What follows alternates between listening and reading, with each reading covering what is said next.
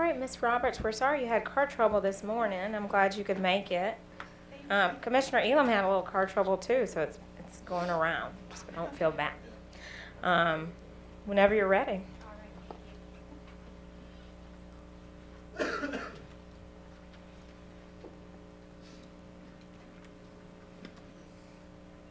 Is it on? Yep. Everybody can hear? All right. Good afternoon, Commissioners. Again, my name is Stephanie Roberts. I am here on behalf of Walmart Stores East, LP, and Sam's East, Inc. On March 5th, 2015, Walmart intervened, which petition to intervene was granted on March 25th, 2015. Subsequently, we filed the direct testimony of Kenneth E. Baker, who is the Senior Manager of Sustainable Regulation for Walmart. That was filed on May 14th, 2015. And as with the two Duke dockets before this commission, Walmart's concern primarily related to the ability of Walmart and Sam's in South Carolina to enter into these leasing arrangements with third-party solar providers, as set forth in page 5 of Mr. Baker's direct testimony. And as with the Duke dockets, Walmart was a participant in the settlement conference and again appreciates all the hard work that ORS put into organizing and getting the parties together for the settlement conference. The conference itself, during those discussions, the parties addressed the various recommendations that were set forth in Mr. Baker's direct testimony, and in particular SCE&G's BCA program language. So the clarifications were made to what was originally submitted, and those appear at paragraphs B10 through B12 of the settlement agreement on page 7. As a result of the agreed upon language changes, Walmart was a signatory to the settlement agreement and believes that it's consistent with the Distributed Energy Resources Act 236 and the parties' agreement that day. We thereafter requested that Mr. Baker be excused from testifying today, and that was granted on May 28, 2015. The same day we filed the verification for Mr. Baker's pre-filed direct, and today we request that Mr. Baker's testimony, his pre-filed direct testimony, be stipulated into the record as if given orally from the stand. Thank you. All right, thank you. Mr. Baker's testimony will be stipulated into the record as if given orally from the stand. Okay. All right. Mr. Cully.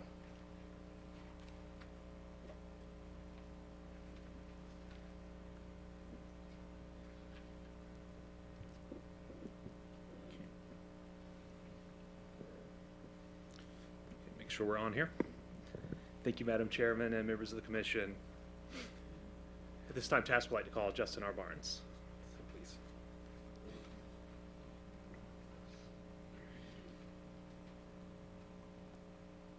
Welcome back, Mr. Barnes. Thank you. If you would raise your right hand, do you solemnly affirm the testimony you're about to give will be the truth, the whole truth, and nothing but the truth? I do. Thank you. And good afternoon, Mr. Barnes. Could you please state your full name and business address for the record? Justin Barnes. My full business address is, 401 Harrison Oaks Boulevard, Suite 100, Cary, North Carolina. Thank you. And by whom were you employed and in what capacity? I am a policy research manager at EQ Research, LLC. Did you cause to be filed in this proceeding pre-filed direct testimony consisting of 19 pages? I did. And were the answers given in the testimony prepared by you or under your direct supervision? They were. Do you have any corrections or changes at this time? I do not. And if I asked you the same questions today, would your answers remain the same? They would. Okay, Madam Chair, I ask at the pre-filed testimony of Mr. Justin Barnes on behalf of the Alliance for Solar Choice be received into the record as if given orally from the stand. All right, Mr. Barnes' testimony will be read into the record as if given orally. Thank you. And Mr. Barnes, did you also have two exhibits pre-marked as JRB1 and JRB2? Yes, I did. And do you have any changes or corrections to those this time? I do not. Okay, Madam Chairman, I move that the exhibits accompanying Mr. Barnes' testimony, pre-marked as JRB 1 and JRB 2, be identified and received into the record. All right, Mr. Barnes' pre-filed exhibits JRB 1 and 2 will be entered into the record as hearing exhibit number 5. Thank you. Thank you. And Mr. Barnes, have you prepared a summary of your pre-filed direct testimony? Yes. Okay. Could you please provide that for the commission? Good afternoon, Commissioners. My testimony in this proceeding discusses how South Carolina Electric and Gas's Distributed Energy Resource Program, or DER program proposal, meets the requirements of 2014 Act 236 and the settlement agreement entered into in docket number 2014-246-E, the predecessor to the current DER proceedings. In line with this discussion, I suggest that SCE&G modify its proposal to 1, establish an incentive for customer-sited solar resources that acts in conjunction with net metering, clarify that community solar program participation will not reduce opportunities for customers to receive incentives for installing on-site solar generation, and 3, withdraw the experimental solar leasing proposal until it can provide further details on the program terms and how the program will operate. With respect to incentives for customer-sited resources, I also recommend that incentives be assignable to installers or third-party leasing providers, and that system size limits be based on a customer's annual electricity consumption rather than peak demand. The proposed settlement agreement addresses all of the concerns I raised in my testimony and my accompanying recommendations. First and foremost, the proposed settlement agreement establishes a 9-megawatt performance-based incentive program for systems of 20 kilowatts or less, and in the written summary that should read residential systems of 20 kilowatts or less. This incentive acts as a supplement to net metering and utilizes predefined capacity benchmarks and incentive step-downs.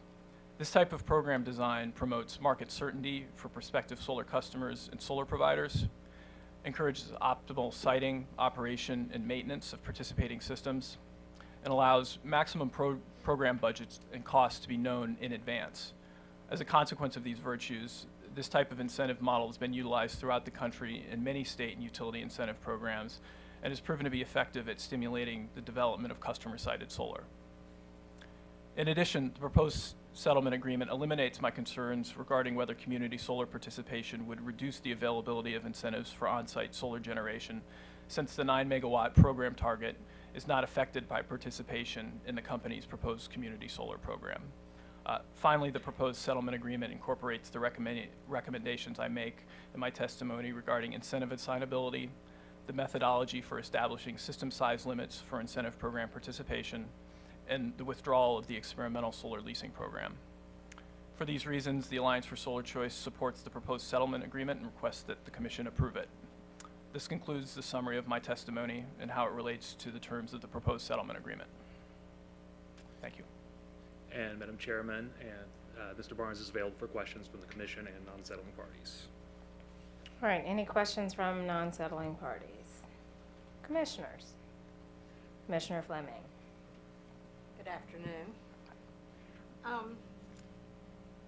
Could you talk a little bit about why it's important for the RECs to be returned to the customer, the residential customer, or the leaseor after the incremental payments have been completed?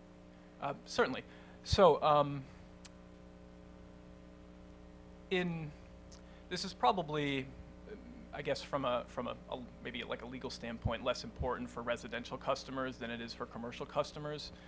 A residential customer might want to retain their RECs just because then it's kind of that customer's own internal knowledge that yes, I am utilizing green energy, and you can't necessarily say that when you've sold the RECs that are associated with the energy. For commercial customers, there's I think a more profound implication in that if they were to claim in advertising or any other kind of publication that they were utilizing green energy when in fact they didn't own the renewable energy credits associated with that energy, then they wouldn't be telling the truth because they had unbundled kind of all of those positive environmental attributes. And I think the rationale for saying that the RECs return to customer ownership, upon the completion of the program is solid in the sense that, oftentimes, you can characterize the provision of an incentive as, in exchange for something, and that in exchange for something can be a renewable energy credit. It's often the case in, state or utility renewable energy incentive programs that when the customer is provided an incentive, the customer surrenders their RECs for a defined period of time, be it until the program costs are paid off, or 10 years or 20 years, just depending on what the program details actually are. So I think, it's important for residential customers in a personal sense. It's important for commercial customers in kind of a marketing and business and legal sense. And the rationale for saying that, the end of the program is effectively the end of REC surrender is it's rational. Okay.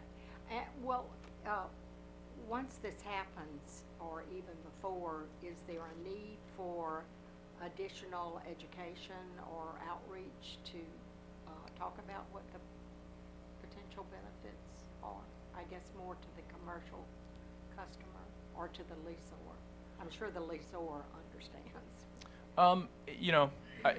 I think a commercial customer should definitely be aware that before they start making green claims, if they don't own the RECs associated with that energy, even if they've got a system on their roof, that they shouldn't be making those claims. I mean, that's an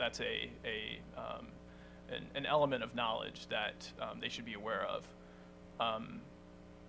In terms of, I guess I'm not clear on I think the other part of your question about the benefit. I guess the benefit would be that they're abiding by the standards that have kind of been put in place for advertising green products in the marketplace. Okay. But there's a value to those RECs. Oh, well, of course. I mean, there can be a monetary value. The monetary value, say, for RECs in South Carolina right now is probably very little, in the sense that most RECs that are produced by facilities located in South Carolina, or actually, to my knowledge, RECs produced in facilities located in South Carolina wouldn't qualify for any other state's solar carve-out, with the exception of maybe Missouri. So the market in which you could sell those, because they don't really qualify anywhere else, is pretty limited, and it's probably limited to the voluntary market, where prices tend to be a lot lower than prices would be in a state that has a solar energy standard and is requiring its utilities to purchase RECs in order to meet that target.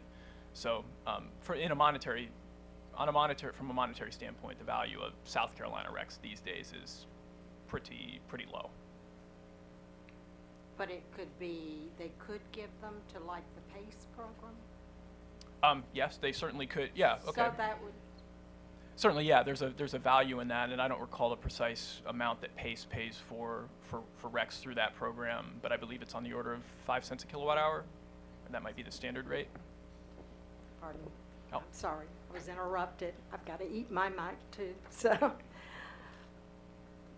Could you repeat that again? Sorry, yeah. I had, thank you for reminding me, I had forgotten about the Palmetto Clean Energy Program, and yes, there is a fairly tangible, sizable financial value to selling RECs into the PACE program that ultimately, in a way it is kind of the voluntary market in the sense that people, buy those RECs, people of South Carolina utilities buy those RECs, for their own reasons. And I believe the incentive right now is 5 or 6 cents, something along those lines. So residential could make use of that as well? Yeah, in my understanding, I think the standard offer for the Palmetto Clean Energy Program is for systems under 6 kilowatts. And then what you might get for a system that's larger than that would be, I guess, competitive. Actually, the SCE&G witnesses may know a little bit more about precisely how PACE operates than I do. Okay. So they could probably go to the company or to ORS to get this information? Yeah, or, I mean, PACE has a website, obviously, and they lay out the terms and conditions of what their offers actually are. Okay, thank you. All right, commissioners, any other questions? Oh, Commissioner Whitfield. Thank you, Madam Chairman. Just want to follow up, one brief follow-up to the question Commissioner Fleming was asking you about the benefits of it in South Carolina with us not having a renewable portfolio standard in this state. You mentioned that the commercial customers, I guess, for their standpoint, in your mind, is to truthfully advertise that they're green or so forth, and you mentioned not or very little benefit to the residential customers, and then you talked about in monetary terms. Other than selling it back to the PACE program or something else that you mentioned, what other benefit would there be to the customer, be it residential or commercial? Are there any tax, particularly as it pertains to a small commercial customer, would there be any tax benefits, or what other tangible benefits are you aware of? Well, and I guess I'm not aware of any tax benefits for renewable energy credits. It's they're an incentive and something that exists apart from tax policy. I think I misspoke when saying that I don't think there are benefits to residential customers, in retaining their RECs, because those may be intangible benefits in the kind of the good feelings that come from knowing that you're contributing to producing solar power, and that you own those attributes. And I think for some people that can be a very powerful motivating factor. It's not necessarily for everyone, but for some people, and in particular the early adopters of solar, it probably is a powerful motivating factor. So there is that benefit, but it's less tangible than being able to make green claims, because the fact of the matter is nobody's out there policing residential green claims in the way that they would advertising from a commercial business. Intangible benefit, and no additional tax benefits to my knowledge. I see. I'm just wondering, would it not? I mean, I know you're talking about long term, it going back to the ratepayer, but what your opposition, I guess, would be to the company having those RECs, other than the benefits you just described. Oh, I don't oppose the company when they provide an incentive, owning the RECs. That's a pretty standard industry practice. Where I think in some cases some disagreement lies is whether or not net metering itself is truly an incentive, and whether or not, say, a utility should get automatic ownership of RECs associated with net metering, because for the duration of the performance-based incentive, there are most incentive programs would require some sort of REC surrender. That's not unusual at all. Thank you, Mr. Barnes. That's all I have, Madam Chairman. Okay, thank you. Commissioner Fleming has one more question. Yeah, I meant to follow up, and he reminded me. When you said they can't claim green energy as long as the company holds the RECs, did I understand that correctly? If you're referring to the company as South Carolina Electric and Gas, yes, they're. Yes, I believe it's called the FCC, the Federal Communications Commission's Green Guide, which essentially provides guidance for making green claims, such as this brewery is 100% powered by renewable energy, and RECs are the basis for that claim. Okay. All right. Thank you. All right, thank you. Mr. Barnes, you may step down. Thank you. Thank you. Oh. Do you have any redirect, Mr. Cully? Okay, all right, yeah, Mr. Barnes, you may step down then, sir. Mr. Holman? Good afternoon, Madam Chair, members of the Commission. We'll be calling Hamilton Davis up to the stand, but as he's coming up, we had another witness who submitted testimony. That was John Wilson, and in light of the proposed settlement and some family obligations of his, we requested to have him excused today. The hearing officer agreed to that. We've now filed verification of his testimony, and so we would therefore move to have Mr. Wilson's testimony entered into the record as if given orally from the stand. All right, Mr. Wilson's direct testimony will be stipulated into the record as if given orally from the stand. And also, I believe there was an exhibit to Right. his pre-filed direct testimony, and we would respectfully request that that be entered into the record as well. All right, his pre-filed exhibits 1 and 2 will be entered into the record as hearing exhibit number 6. Thank you. Mr. Davis, could you please state your name and business address for the record? Hamilton Davis, 328 East Bay Street, Charleston, South Carolina, 29401. Did you cause to be pre-filed in each of, in this docket, direct testimony consisting of 29 pages with one exhibit? I did. I'm sorry, Mr. Davis, we need to swear you first. Oh, I'm Okay. sorry. I jumped ahead. Sorry. He's excited. Raise your right hand, please. Do you solemnly affirm the testimony you're about to give will be the truth, the whole truth, and nothing but the truth? I do. Thank you. Could you please state your name and address for the record, please? We don't think you'd lie about that. Okay. Ham- Do I need to? Are we okay? All right. You did cause you had your testimony to be was pre-filed in this, including one exhibit in this docket. I did. Okay. And do you have any changes or corrections to your pre-filed direct testimony? I do not. If the questions were put forth to you today and your testimony were asked today, would your answers be the same? They would be. And was the exhibit to your testimony prepared by you or under your direction? It was. Madam Chair, I would move to have Mr. Davis's pre-filed direct testimony entered into the record as though given orally from the stand. All right, Mr. Davis's testimony will be entered into record as if given orally. And we would also move to have his exhibit entered as well as an. All right, and his exhibit will be entered into the record as hearing exhibit number 7. Thank you. Mr. Davis, did you prepare a summary of your testimony today? I did. Could you please give that to the commission? Good afternoon, Madam Chairwoman, Commissioners. After my testimony was filed with the Commission on May 14th, 2015, the South Carolina Coastal Conservation League and Southern Alliance for Clean Energy signed a settlement agreement with South Carolina Electric and Gas Company, the Office of Regulatory Staff, and other parties to this proceeding. The settlement agreement was filed with the Commission on May 26th, 2015. CCL and SACE support the settlement agreement as a reasonable approach to implementing Act 236 for SC&G's South Carolina customers. My pre-filed testimony commends SC&G for filing a petition to establish a distributed energy resource program and offers recommendations for improving the program as originally proposed.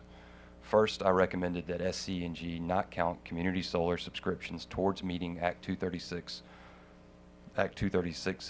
target for rooftop systems no greater than 20 kilowatts in nameplate capacity, nor towards the no greater than 1 megawatt target to the extent the renewable energy facilities exceeded those sizes. Second, I recommended that SC&G consider ways to make its program more accessible to more potential participants, regardless of income level. Third, I recommended that the companies change their proposed program modification procedures to add transparency and predictability. Fourth, I recommended that the companies consider a step-down approach to altering incentive levels in the future. Fifth, I recommended that SCE&G clarify that renewable energy credits generated by its programs be maintained for the benefit of SCE&G customers. Finally, I recommended that the company revise its performance-based incentives to provide better certainty for customers. As stated earlier, CCL and SACE have signed the settlement agreement in this docket. The agreement addresses many of the above recommendations, and we believe that the settlement agreement implements Act 236 in a cost-effective manner and will provide SC&G's customers with attractive options for going solar. We commend the company, other stakeholders, and ORS for their hard work reaching this compromise. Thank you. Thank you. Madam Chair, members of the commission, witnesses available for questioning. All right, thank you. Any non-settling parties have any questions for Mr. Davis? Okay. Commissioners, questions for Mr. Davis? All right. Mr. Davis, thank you, sir. You may Thank you all. step down.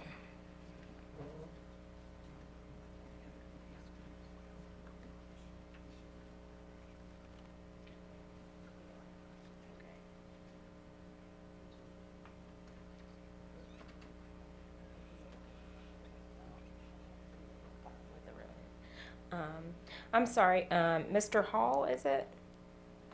Yes, ma'am. Okay, we just want to welcome you, and you're with, I'm Tinky Conway with Central Electric. okay, all right. Well, welcome, Mr. Hall. All right, Ms. Hudson? The Office of Regulatory Staff calls Miss Linda Schaefer to the stand.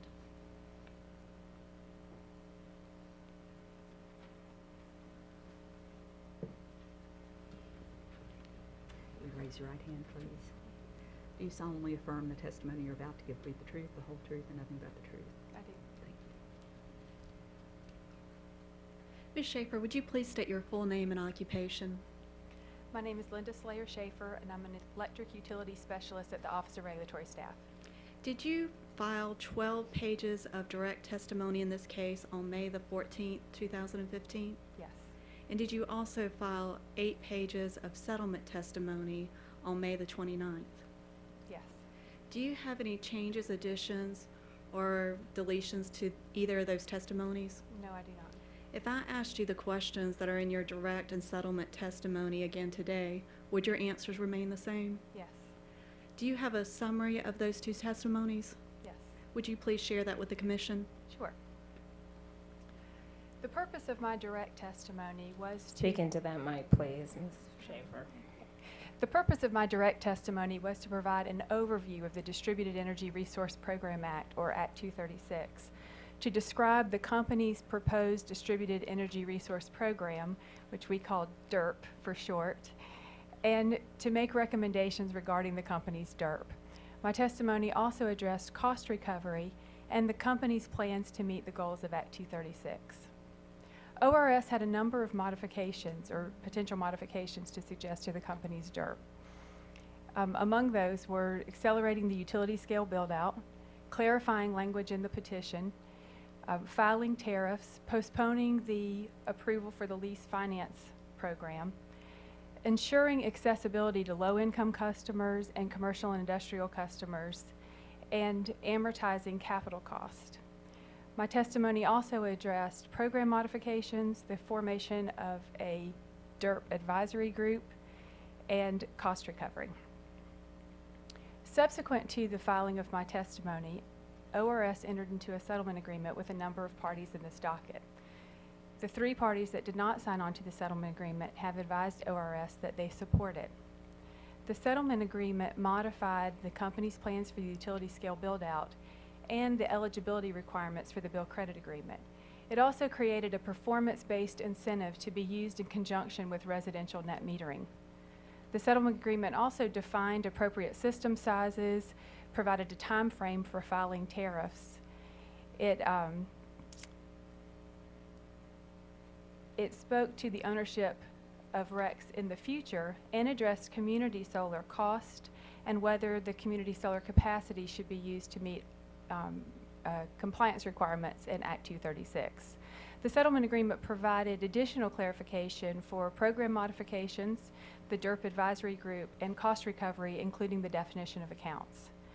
ORS supports the settlement agreement and finds it to be in the public interest and to be consistent with the spirit and intent of Act 236. I would like to take this opportunity to thank all the intervening parties in this docket on behalf of my colleagues at ORS for their collaboration and for the contributions that they made to the settlement agreement. ORS respectfully requests that the settlement agreement be approved in its entirety. This concludes the summaries of my direct and settlement testimonies. Thank you, Ms. Schaefer. Madam Chairman, we would ask that Ms. Schaefer's direct and settlement testimony be entered into the record as if it were read orally from the stand. All right, Ms. Schaefer's direct and settlement testimony will be entered into the record as if given orally. Thank you, Madam Chairman. Ms. Schaefer is available for any questions. Thank you. All right, Mr. Gao, any questions for Ms. Schaefer? Madam Chair, I'm simply tempted to ask whether or not she rehearsed that testimony. Well, yeah. No, we're all like, she doesn't have a single note. I'm impressed. We're so impressed. I've been addressing my daughter as Madam Chairman for days now. I love it. Commissioners' questions. Commissioner Randall. Thank you, Madam Chair. Having been on stage a lot, I noticed you didn't have notes, and when you hesitated there for a moment, I had one of those I've been on stage when I couldn't remember my next words before, so you did well. Just one quick question, and I want to go back. We talk about safety everywhere we go. The meetings we've had with everybody nationwide has talked about safety, and when we were hearing earlier today, we were, I think everybody was saying that you would be certifying installers who were participating in the leasing programs, but not certifying just general installers that were just going to install solar panels on the roofs. Is that correct? Yes, sir, that's correct. Okay. So, and I know we're new in this business right now, but have you had any complaints or any installers that ORS sees as not being up to snuff? No, sir, we haven't. And like you said, it may be a little early for that. Yeah. The industry has associations that police themselves, and installers are certified, and I don't know the name of the organization off the top of my head, but I know that the companies have indicated that they will work with certified installers, and the industry polices itself. There are also workshops that the Energy Office is putting on throughout the state now. They've already met with local governments, and they'll be meeting with building inspectors in the fall to help building inspectors be more familiar with what solar panels look like, what solar arrays should look like when they're installed properly in order to address the safety issues. Okay, thank you. But ORS will, as with other programs, be fielding calls if customers have problems or questions about any of the utility programs. Yes, sir. Solar programs. Yes, sir, we will. Okay, thank you. Commissioner Hamilton. Thank you, Madam Chair. Ms. Schaefer, I think you did impress the entire room. Oh, thank you. I don't know if it's photogenic or if you spent a lot of time getting ready for us. I kind of believe you might have that. I have spent a talent. bit of time, yes, sir. I think. Let me ask you, on page 9 of Witness Rook's direct testimony, he states that the incremental cost for each customer class will be separately stated on each bill, similar to the manner in which basic facility charges are shown. Does ORS anticipate that this will generate inquiries from the public? Yes, sir, we do. We'll Yeah. be prepared for those. Okay, and your Consumer Complaint Department will answer these calls? Yes, sir. Okay, thank you very much. Thank you. And again, congratulations on the excellent testimony. Thank you. Thank you. Commissioner Whitfield.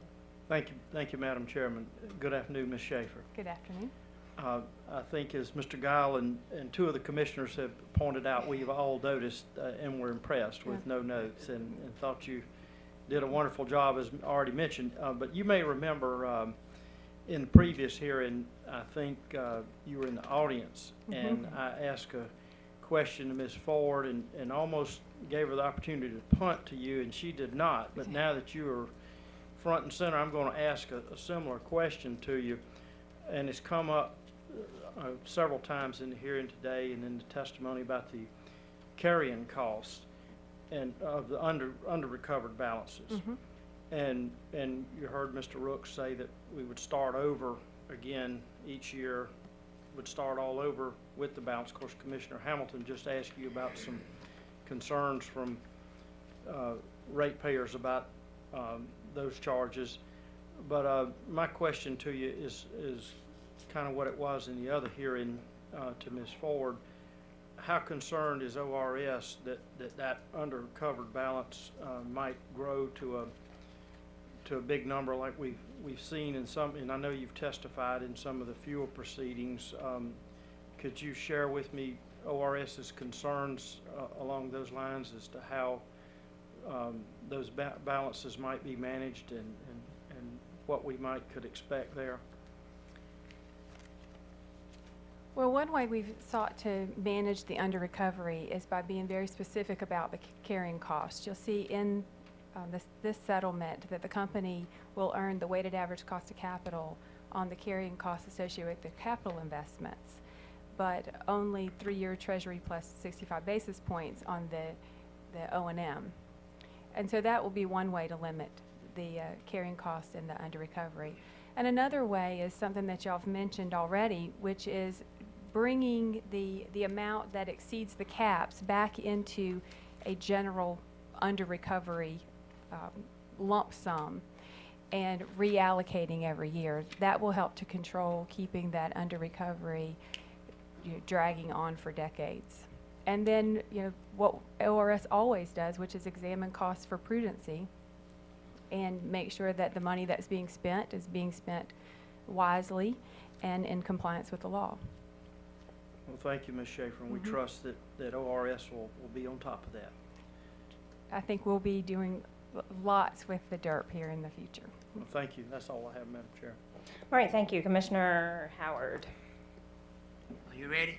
I'm ready. I figured you would be. You mean ask the question, you just want to go for it? I'll let you ask the question first, Okay, for the benefit of the people sitting behind me. that's true. Did y'all determine whether the installation of solar panels would increase or decrease the value of a residential home or make no difference? We have not determined that. I think what we have determined is that it will depend on the person buying the home. If they were looking for solar panels and they can buy a home that has them already installed and those upfront costs are no longer theirs to make, then I think it will increase the value. If it's looked at as just something else that's going to need to be maintained and possibly make replacing the roof more complicated, then it will probably decrease the value. But I think the jury is still out. All right, thank you. Ms. Hudson, any redirect? Okay, all right, thank you, Ms. Schaefer. Thank you. All right, are there any other matters we need to take up? All right, I'll ask Mr. Butler to read the exhibits to double check, please. Yes, ma'am. Be more than glad to. Exhibit number 1 is a settlement agreement in the case.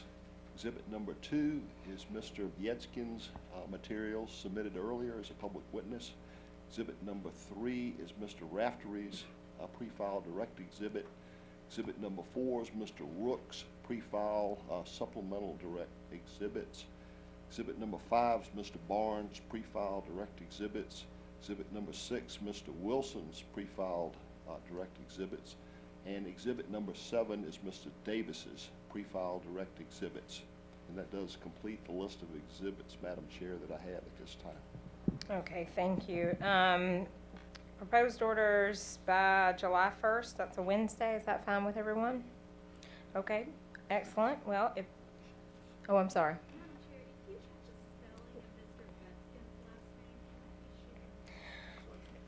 It is V as in Victor, EYTSKIN. All right. Okay, so July 1, and if there's nothing further, we are adjourned. Thank you, everyone, and thank you again to our cameraman.